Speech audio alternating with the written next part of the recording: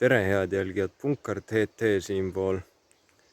Tulen just ujumast, suvel peab ikka ujumas ka käima, muidugi ka teistel aastaaegadel, aga suvel võiks eriti saada tasuta kuskil jões või järves käia või meres isegi.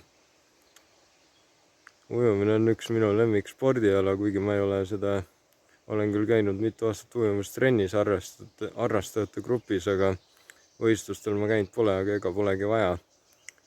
Ma jagan lihtsalt niisama ühte enda treeningkava, kuidas mina ujun.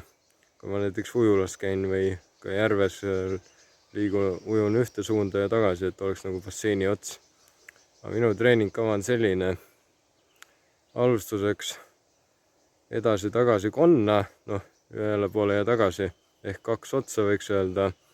Siis konnaga ühte otsa tagasi sellili, siis 2 korda sellili, edasi-tagasi, siis jälle edasi sellili, tagasi krooliga,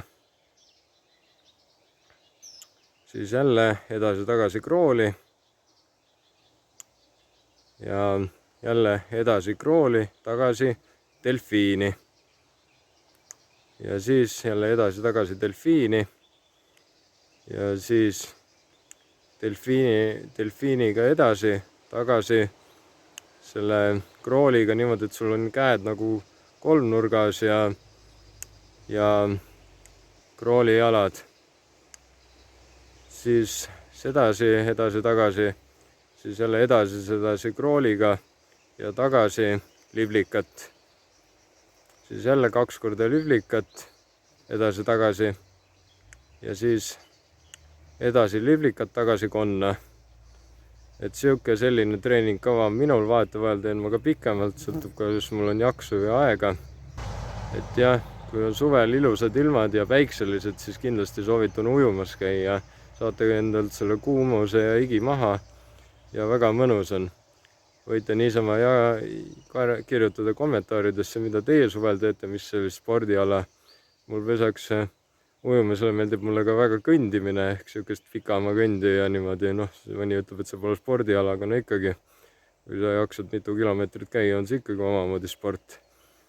Et jah, või siis kirjutage kommentaaridesse, kuidas teie ujute, milline on teil siuke omamoodi treening või kuidas te ujute, kui te ujumas käite.